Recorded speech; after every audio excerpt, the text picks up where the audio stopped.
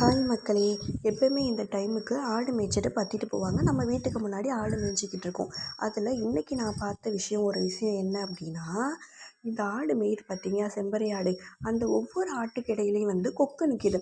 1, 2 கொக்கு இல்லாமல் அந்த ஆடு எங்கெல்லாம் மேயுதோ அந்த இடம் ஃபுல்லாகவே அந்த கொக்கு நிற்கிது. இந்த இதை நான் இன்றைக்கி தான் ஃபஸ்ட் டைம் பார்க்குறேன். இப்படி யாராச்சும் பார்த்துருக்கீங்களா?